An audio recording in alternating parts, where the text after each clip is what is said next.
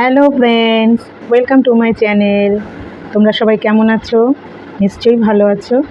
আমিও ভালো আছি। তোমাদের সবাইকে রাম ও নারায়ণ রাম। আমি চলে এসেছি আজকে দুপুরের খাবার নিয়ে। আজকের আমার মেনুতে আছে নিম পাতা আলু সিদ্ধ, লাল শাক ভাজা আর কাতলা মাছের তেলের তরকারি, সব সবজি দিয়ে তরকারি, যেটা আমি ভীষণ পছন্দ করি। অনেকেই বড়া খায়, কিন্তু আমি বড়াটা আবার ভালোবাসি না। আমি বেশ কয়েক রকম সবজি দিয়ে একটা তরকারি করি, সেটা খুবই আমার ভালো লাগে। আর এই হচ্ছে চালতার ডাল, বাঁধাকপির তরকারি আর টমেটোর চাটনি। তো চলো খাওয়া শুরু করছি।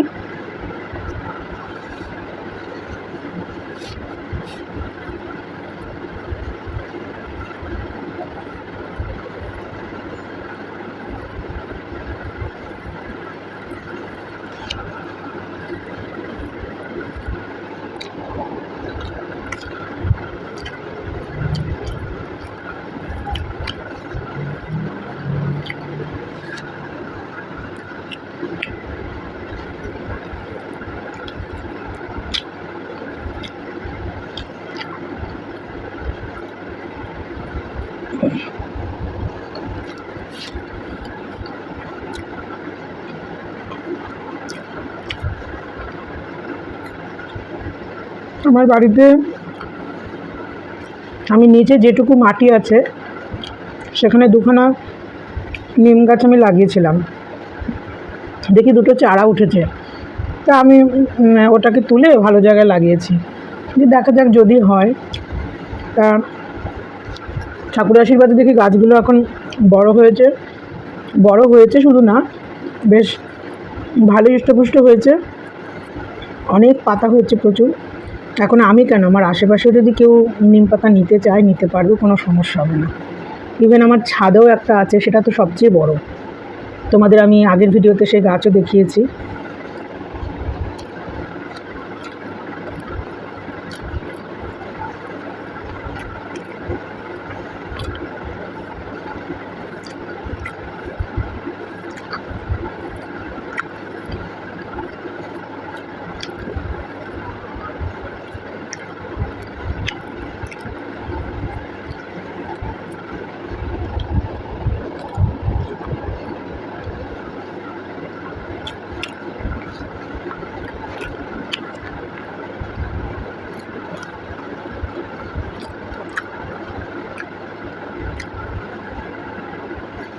আজকের এই নিম পাতাটা আমি ভেজেছি। এই মাছের তেলটা যখন রান্না করছিলাম, কাতলা মাছের তেল তো প্রচুর তেল, তখন প্রচুর তেল বেরিয়েছে। তা দেখলাম অত তেল, মানে অনেক এক বাটি তেল হয়েছে। আমি সেখান থেকে হাতা দিয়ে তুলে তুলে দেখি আমার একটা মিডিয়াম সাইজের বাটির এক বাটি শুধু তেল।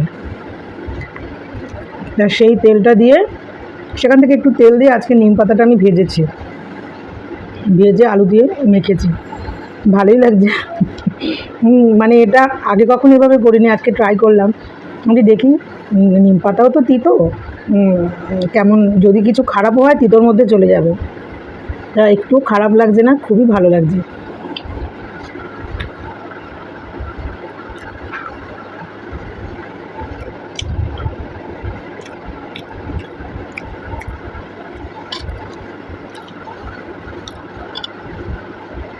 তোমরা যদি বন্ধুরা কখনো মাছের তেলের তরকারি খেতে চাও, করে দেখতে পারো। তবে সেটা কাতলা মাছের তেল হলে খুব ভালো হয়। তেলটা পরিষ্কার করে বেছে ধুয়ে নিয়ে তুমি ওর মধ্যে একটু আলু, বেগুন, একটু কুমড়ো বা একটু পটল ছোটো ছোটো করে কেটে লঙ্কা চিড়ে দিয়ে একটা পেঁয়াজ কুচিয়ে দেবে। কোনো আদা জিরা কিছুই প্রয়োজন নেই। পেঁয়াজটা ভেজে সবজিটা ছেড়ে দেবে, সবজি ভেজে তারপরে কড়াইয়ের মাঝখানটা একটু ফাঁকা করে নিয়ে খুন্তি দিয়ে ওইখানে তেলটা দিয়ে দেবে। এবার তেলটা আগুনে পড়লেই প্রচুর তেল বেরোবে ওখান থেকে। তেলটাও ভাজা হলে তখন একসঙ্গে সবজি তেল একসঙ্গে যেভাবে কষায় ওরকম করবে। এবারে তোমরা যদি কেউ মনে করো যে রসুন দিয়ে খাবে, তাহলে নামানোর কিছুক্ষণ আগে একটু রসুন থেতো করে দিয়ে নেড়ে চেড়ে নুনটা আন্দাজ মতো দেবে, নামিয়ে ফেলবে। একদম উল্টে পাল্টে জন্য ক্রিস্পি হবে, দুর্দান্ত লাগে খেতে। কখনো একবার ট্রাই করে দেখতে পারো। আশা করি তোমাদের খারাপ লাগবে না, ভালোই লাগবে। যদি রান্না করো, যদি ভালো লাগে বা কেমন লাগলো আমাকে একটু জানিও কমেন্ট করে।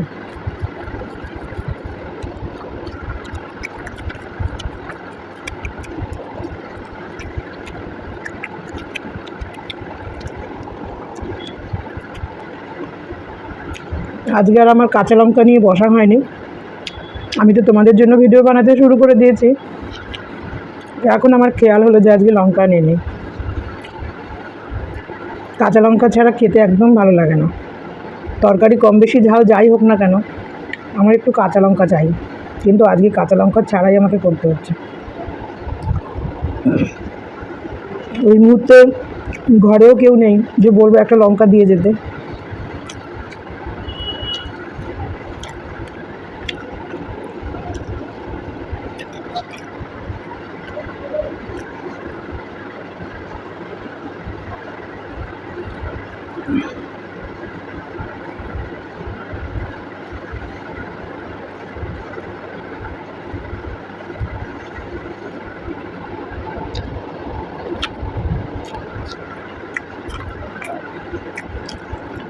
ও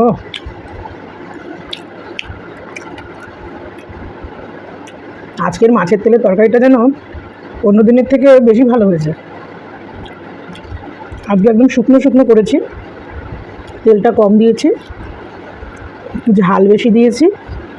হেভি লাগছে খেতে বন্ধুরা, হেভি লাগছে খেতে। মনে হচ্ছে বাকি ভাতটা আমি এটা দিয়ে খেয়ে নিই।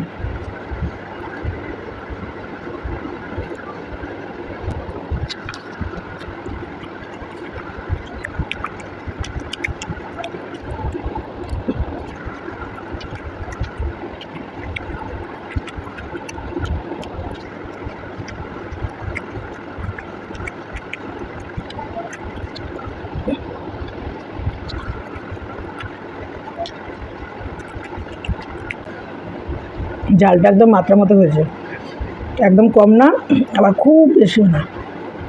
মানে এই ঝালটা জিভে থাকবে যদি লাস্টে ভাত খাই, মানে এই তরকারিটা দিয়ে। কিন্তু সেটা আমার হবে না, যেন আমার লাস্টে চালটা দিয়ে ডাল খাবো, সব চলে যাবে।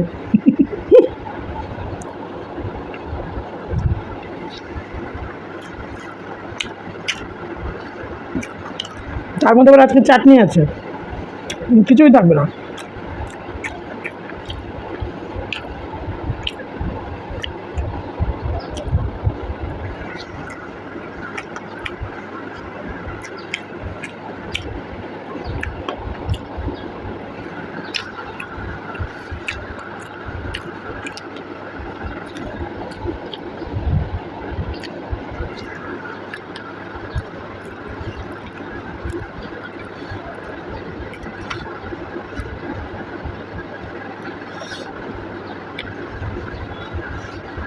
এটুকু ভাত রেখে দিই, চাটনি দিয়ে খাবো। চাটনির প্লেটের মধ্যে সাদা ভাতটা তুলে রাখলাম, কেন বলো তো? আমি যেই চালতার ডালটা ঢালবো, যদি থালায় রাখতাম ডালটা মিশে যেত।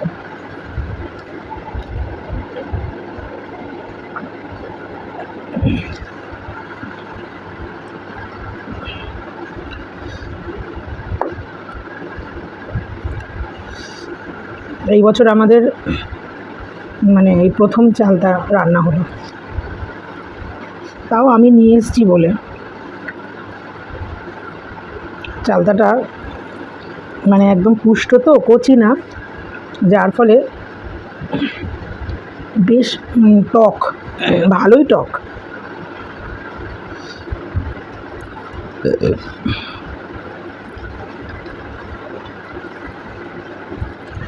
দেখি আগে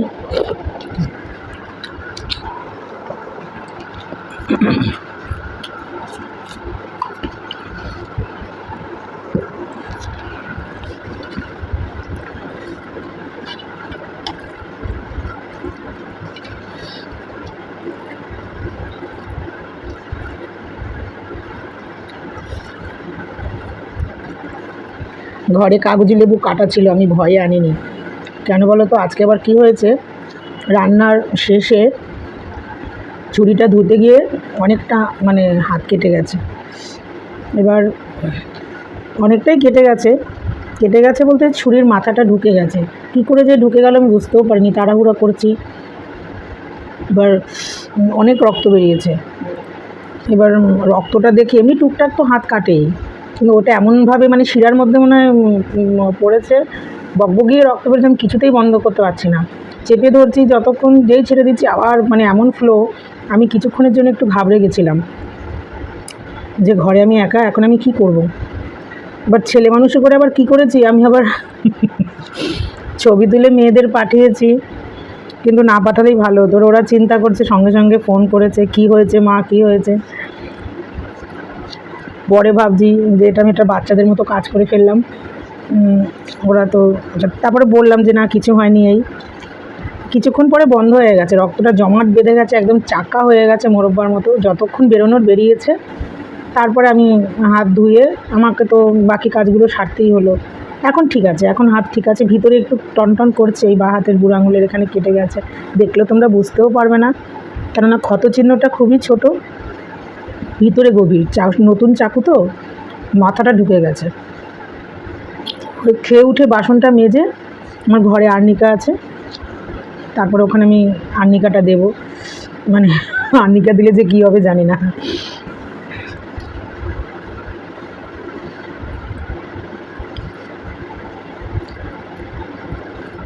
ওই জন্য ভয় আর কি, লেবুটা আমি নিইনি, যে যদি পেকে টেকে যায়, যে থাক।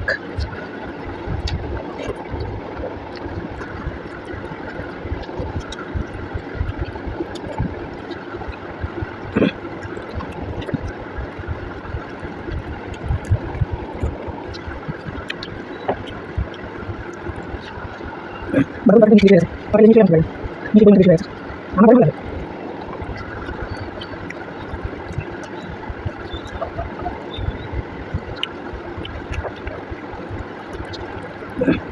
কাঁচা লঙ্কাটা ভীষণ মিস করছি।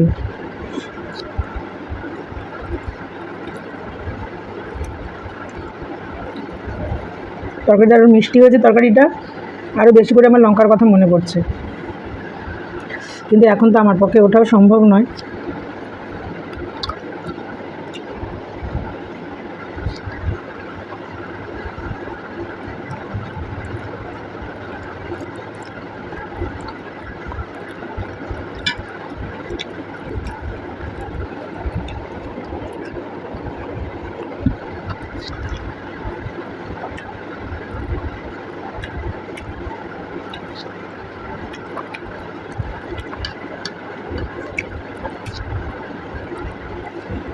তোমরা যারা আমার ভিডিও দেখো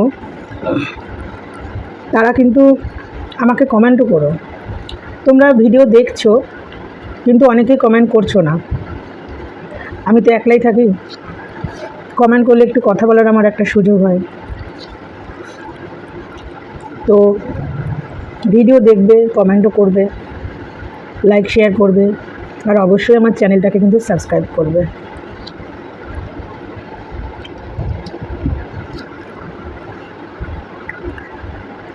কেননা দেখো বন্ধুরা, তোমরা আমায় সাহায্য না করলে আমি কিন্তু এগোতে পারবো না। আমাকে তাহলে একটা সময় থেমে যেতে হবে।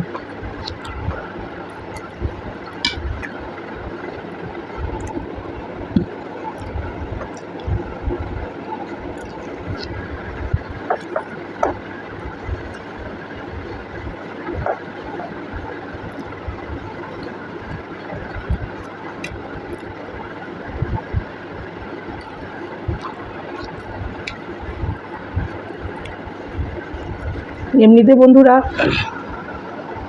আমি হাই প্রেশারের রুগী, আমি রোজ তোমাদের জন্য ভিডিও বানাতে পারি না, মানে আমার বিপি ভীষণ ফ্ল্যাকচুয়েট করে। ওই জন্য শরীর ঠিক না থাকলে আমি এসব ভিডিও করতে পারি না, বেশি কিছু রান্নাও করতে পারি না। একার ঘর বোঝে তো, শরীরের সঙ্গে তাল মিলিয়ে চলতে হয়।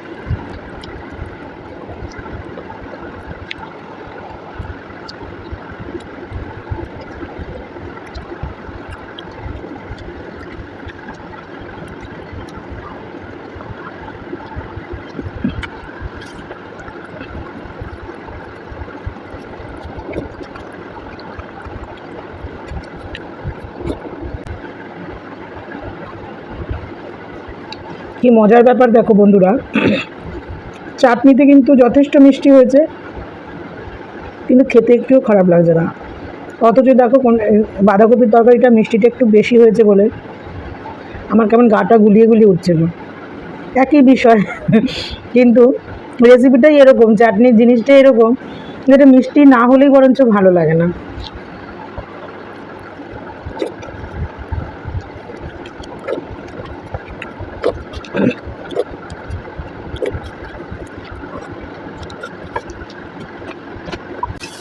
তো বন্ধুরা, আমার খাওয়া আপাতত শেষ হলো। আজকের ভিডিও তোমাদের কেমন লাগলো অবশ্যই কিন্তু আমাকে জানাবে। তো চলো, আজকের মতো টাটা।